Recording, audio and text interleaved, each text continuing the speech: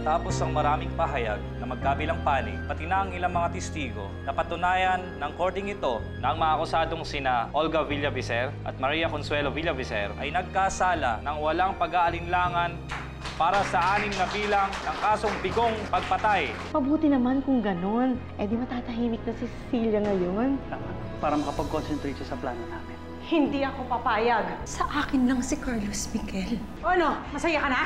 Hindi pa tayo tapos. Kung akala ninyo hanggang dito na lang, nagkakamali kayo! Tumigil ka na! Tapos na! Walang hiya ka, Carlos. Kung hindi ka lang din mapupunta sa akin, mas lalo hindi ka pwede mapunta sa babaeng to!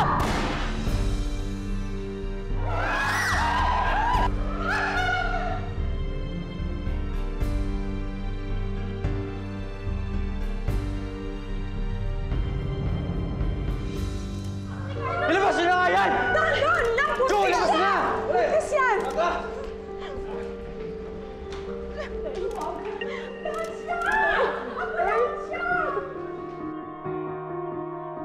Ambulansya! Alvin! Alvin, tumawag ka na ambulansya! Okay na ako. Wala naman ito sa lungs. Importante, naligtas yung anak ko. Nay Mariana, kailangan siya din sa ospital! Hindi ko pa... Cecilia! Ricardo! Mahal ko si Carlos Miguel. Naiintindihan mo ba yun? Sa akin lang si Carlos Miguel. Huwag mo sasabihin yan. Hindi mo pwedeng mahalin si Carlos Miguel. Siya ang may kasalanan kung bakit ka na-aksidente. Tita Benedict, masamang tao siya. Niloko ka niya! Hindi! Nagsisinungaling ka! Nilaloko mo ako eh! Tita Benedict, totoo ang sinasabi ko. Pinaibig ka lang ni Carlos Miguel. Pinaibig ka lang niya para hindi kayo magkatuloy ng chewing niya! Hindi totoo yan. Hindi totoo yung sinasabi mo. Hindi totoo yung sinasabi mo. Hindi ako naniniwala sa'yo. Bakit hindi na lang ako kung mahalin mo? Ako lang naman na nagmamahal sa'yo eh. Hindi kita gusto. Si Carlos Miguel ang mahal ko.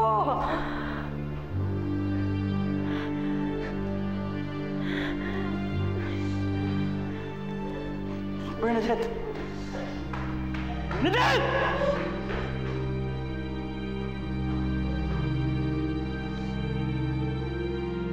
Hayop ka, Carlos Miguel. Hayop ka.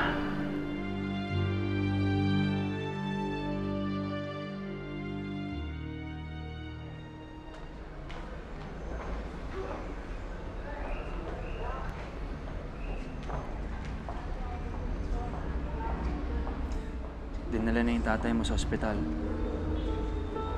Sigurado ka bang ayaw mo sumunod? Okay lang. Ando na naman si Inay tsaka si Esme. Tsaka hindi na naman ako kailangan dun. Sabi ni Inay, sabi daw ni Itay, dapis lang daw yung tama niya.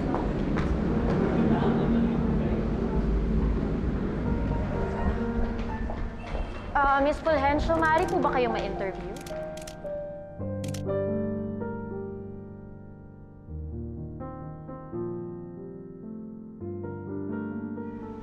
Maling-mali na naman yung diskarte mo eh. Sigurado patitiin na naman tayo niyan. Pati pa naman si Tito Ricardo pinatumba mo. Wala na akong pakialam sa kanya. Tama lang yan sa mga katulad niyang Judas. Pagkatapos i-atras ng mga demanda sa kanya, iiwan na lang niya tayo bigla. Kaya ayun, imbes na makulong siya, nagpakabayani siya dun sa anak niyang buwiset. Kung alam ko lang, inubos ko na yung bala ko sa kanilang lahat. Para magka-reunion sila dun kay kamatayan. Sige, ipagpatuloy mo yung ginagawa mo. Para siguradong bitay na ang bagsak mo.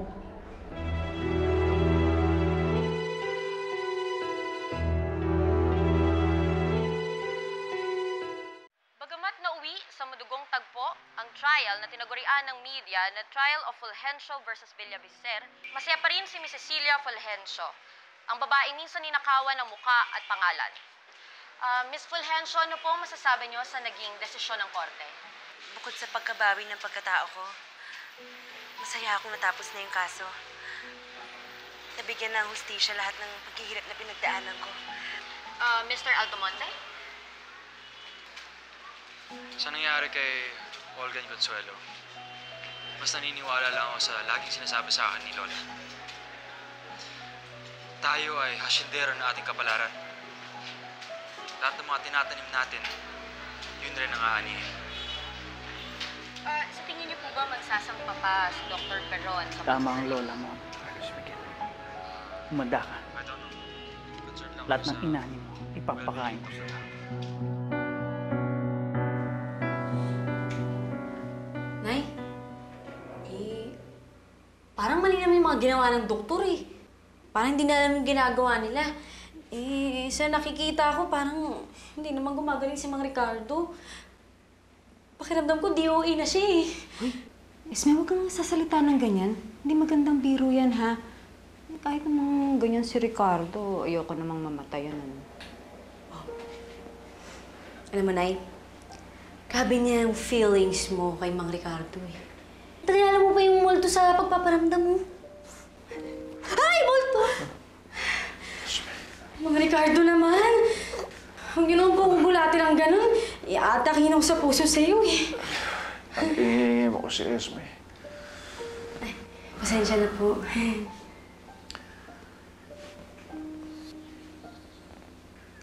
Kamusta na yung kaibigan mo? Naku, alam niyo, okay lang po yung kaibigan ko. Ang kamustahin niyo, yung mahabang hair dyan sa likod. Kasi kanina pa po umiiyak, kakaalala sa'yo.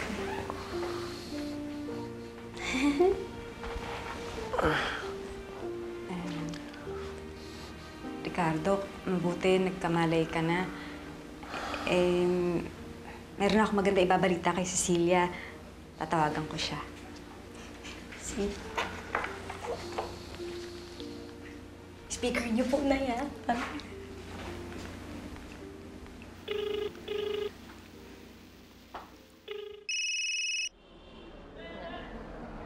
Nay? Nay, kamusta na po kayo ni Esme? Nasaan na po kayo ni Esme? Cecilia, Best may friend? maganda akong balita. Ang itay mo, okay na. Anak? Naririnig mo ba ako? Sabi ko, ang itay mo, okay na. Mabuti naman po, Nay. Anak? Kailan kayo dadalaw dito? Nay, pasensya na po kayo, ha? Marami po kasi nag-i-interview sa amin dito, eh. Tatawagan ko na lang po kayo ulit. Sige. Wala na po ata.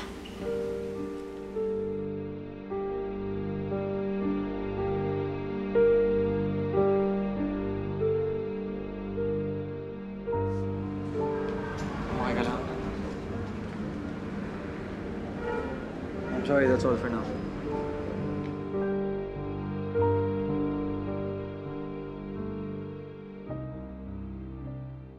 Yes! Ibang klase ang pagka-evil ni Olga. Until the very end, she tried to steal the victory away from Cecilia. Ginawa po niya lahat ng masamang paraan para manalo. Kaya nabigo siya. Ngayon, kailangan pagbayaran niya lahat ng mga kasalanan niya sa kulungan. Olga's mistake. Masyado niyang in-underestimate si Cecilia. Hanggang huli. Which actually worries me. Kasi given the chance, siguradong gagawin pa niya uli yung mga ginawa niya. Well, that's in the past now. Whatever happened, nasa kulungan na si Olga. Yes.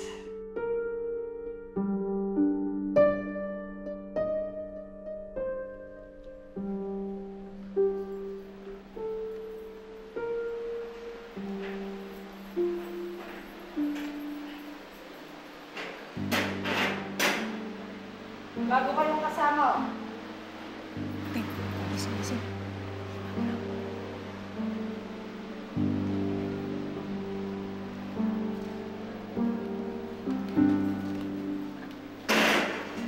Up! Dali lang. Saan punta? Dito, sa kama. Ah, sino may sabi yung dyan ka sa kama, ha? Doon kayo.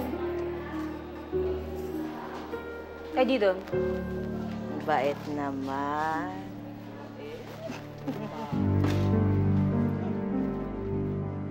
Ngayong kulong na si Olga, she can't stop us. Whether she likes it or not, Cecilia and I will live happily ever after.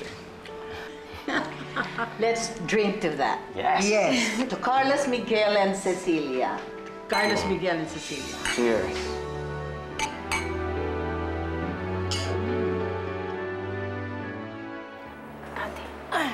Kailangan gumawa ka ng paraan. Hindi tayo pwede magtagal dito. Hindi ako magtatagal sa lugar na to.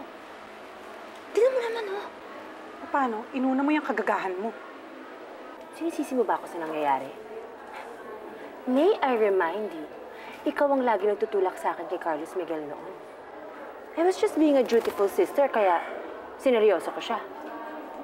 Tinutulak kita sa kanya noon dahil sa pera. Ang pera, utak lang ang ginagamit. Ang pag-ibig, puso. Kapag nagka-problema ka dyan, hindi ka na maliligtas niyan. Bobo ang puso. Bobo na akong bobo. Basta hindi ako pwede magtagal dito. Kung kinakailangan tumakas ako dito, gagawin ko yon. Makaganti lang ako sa Cecilia ngayon.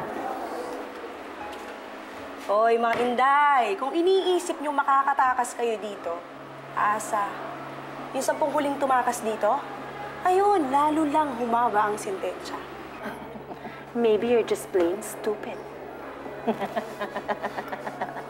Ano raw? Stupid ka daw, maganda. Wait, thanks. Thank you, ah. Ganda pa. Halika nga, stupid. Ayusin mo itong mag-ayaw sa akin. Oh my God, Ate, hindi talaga pwede magtagal dito. Bobo!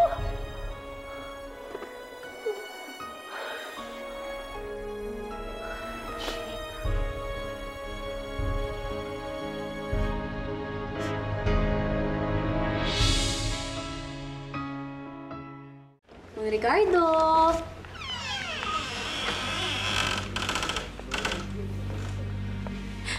Nay! Sabi ko sa'yo, tama ako eh. Wala na si Mang Ricardo. Patay na siya. Mang Ricardo. Tama ako, mali yung doktor. Mang Ricardo. Mang Ricardo. Nay. Malungkot ka naman, Nay. Wala na si Mang Ricardo. Mang Ricardo. Esme. Mang Ricardo? Esme. Mang Ricardo. Huwag naman kayo magparamdam sa akin. Esme. Huwag naman ako. Mang Ricardo naman eh. Kasi huwag ka namang OA. Tigilan mo na nga yan, Esme. Sorry. I-discharge na ako sa ospital. Tapos na ang papel ko bilang state witness. Yun naman pala eh. Tapos na yung mga hearing. Discharge ka na sa ospital. Malaya ka na, Mang Ricardo. Bakit parang malungkot ka pa rin po? Malaya na nga ako pero may kulang pa rin. Hindi pa rin ako napapatawad ng anak ko. Sa lahat ng mga ginawa ko sa kanya, hindi pa rin ako matatahimik. Ricardo, hayaan mo na muna yung anak natin. Mabait yun. Kaya lang bigyan mo siya ng panahon para maghilom yung sama ng loob sa'yo. Hindi naman ako nagagalit sa kanya eh. Sa sarili ko. Sa dami ng tao sa mundo, yung anak ko pa nasaktan ko. Tapos mismo, hindi ko na alam kung paano ko papatawarin ang sarili ko sa mga nagawa ko sa kanya. Kaya mong gawin yan. Nagawa nga kitang patawarin eh. Kaya magagawa mo yan sa sarili mo.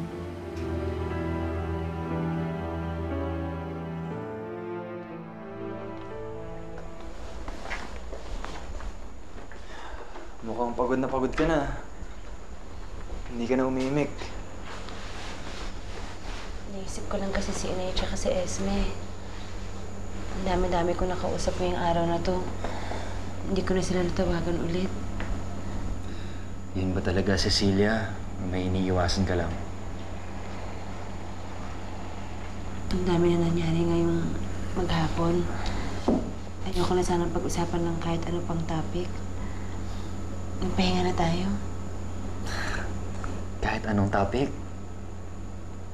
Kahit ba naman ang kasal natin, di natin pwedeng pag-usapan? Ay, nako. Cecilia, nakakulong na si Consuelo at si Olga. Ayaw mo man lang pag-usapan ang napaka-ingrande nating kasal. 100,000 people. 1 million flowers. Gusto mo, kumunta ako sa reception eh. Talaga?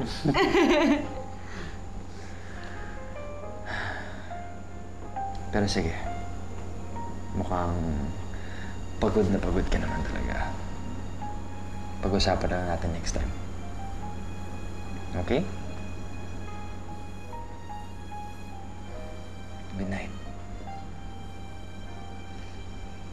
Good night, my soon-to-be bride.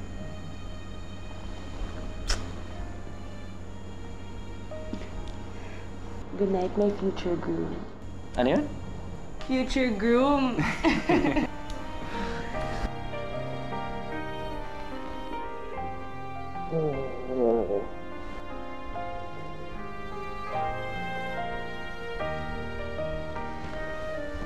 Sige ko. Tulog ka na.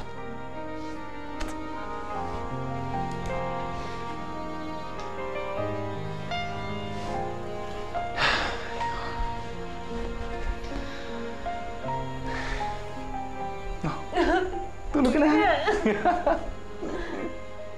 Okay. Ay, hindi ko pala sa kwarto to.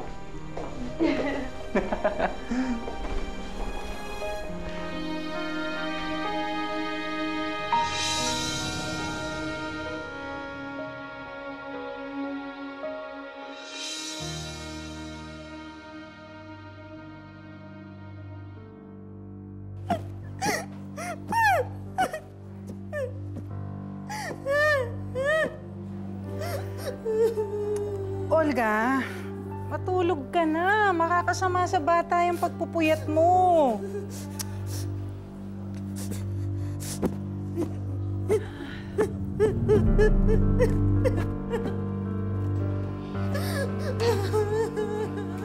Napakaingay naman ito.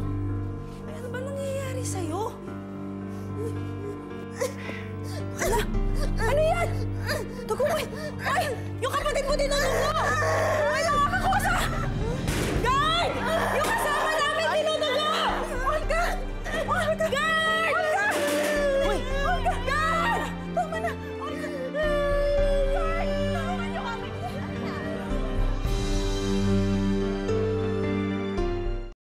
Pirmahan para sa... Teka lang, Alvin. Bakit ganito yung cellphone bill mo? Taas. Carlos Miguel, Cecilia, saan ka pupunta? naisip ko kagabi, umuwi muna kay Inay. Kayo ng umaga pa sana ako babiyahe. Kaso, tulog pa kayo. Oh, ganun ba? So, ibig sabihin, kailangan kong i-cancel yung lunch date niyo with the wedding planner? Kung okay lang. Hindi. Sige, okay lang yun. Si Lolo Vic na bahala mag-meet doon. Kaya niya yun. Ikaw bahala. Paano, mauna na ako? Para hindi na ako gabihin sa daan. Alam mo, teka lang. Samahan na lang kaya kita.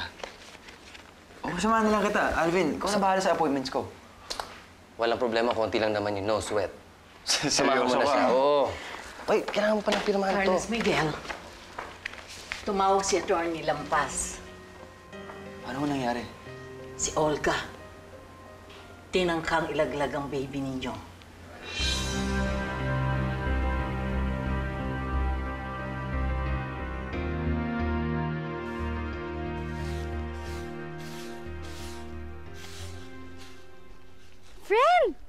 Best friend.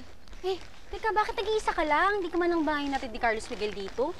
Ay, salamat. Plano sana niya eh. Kaya lang kasi tumawag yung abogado namin. May ginawa na namang kademonyohan si Olga.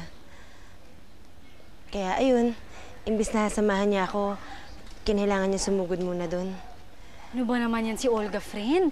Eh, isang gabi pa lang siya dyan sa correctional, nakagawa na agad ng pasabog. Ano pa kayang gawin sa sunod na gabi o sunod na araw? Ay, ayoko nang imaginin. Ang inay. Eh, ayun, natutulog pa. Paano naman, mula nang umuwi kami, iyak nang iyak eh. Hindi niya kasi matanggap yung nagawa ng tatay mo sa'yo. Pero alam mo, friend, naaawa nga ako kay Mang Ricardo eh. Eh, mismo nga ako napaiyak eh. Sising-sisi naman talaga siya sa mga nagawa niya sa'yo eh. Ayoko muna isipin o pag-usapan. Ay, sige, friend. Galit ka pa rin ba sa tatay mo? Kaya hindi ka man lang sumilip sa ospital para kamustahin siya. Ayoko po magsinungaling sa inyo. Pero hindi ko pa po siya kayang makita eh. Kahit konting sama ng loob, anak, wala akong nararamdaman para sa'yo. Kung meron man akong iniyak kagabi, yun ay pag-aalala ko sa inyong dalawa. Eh, kung may nangyaring masama sa itay mo, maaaring namatay siya na hindi man lang kayo nagkausap. Anak, kayong dalawa lang ang pinaka-importante sa buhay ko. Masyadong masakit kapag isang araw may biglang nawala sa inyo na hindi man lang kayo nagkakapatawaran.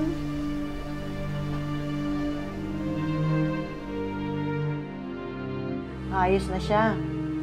Mabuti na agapan yung nangyari. She just needs to rest, uminom ng gamot na pampakapit, and she'll be okay. No real damage done. Okay? Okay. Thank you, Doc. Oh, you're welcome. Thanks. See you later.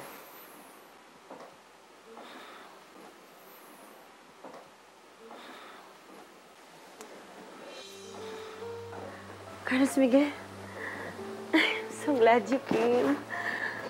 Carlos Miguel, baka wala mo na naman ako dito.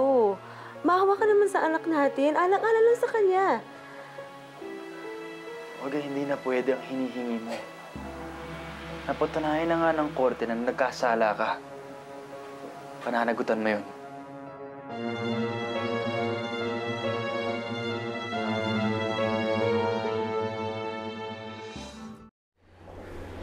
Hello, Cecilia. Kamusta? Ano? May pinaplano na ba si Carlos Miguel? Gusto niya ituloy yung kasal? Good. May wedding date na ba siyang ibinigay? Wala pa eh. Hindi pa namin napag-uusapan.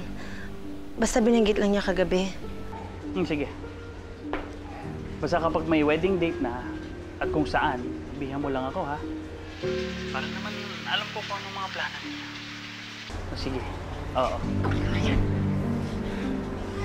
Ang tigas talaga ng ulo mong babae ka, ano ha?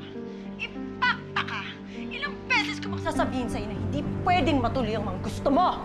Hindi kayo pwedeng makasal ni Carlos Miguel! Olga, dinalaw lang kita dito dahil sa anak ko. Sige, Carlos Miguel. Iwan mo ako. Sisiguraduhin kung papatayin ko yung anak mo sa loob ng tiyan ko. Olga, sa lahat ng ginawa mo sa amin ni Cecilia, I've been very, very patient with you. Pero kung sinaktan mo ang anak ko, babalikan kita. You will see a very different Carlos Miguel.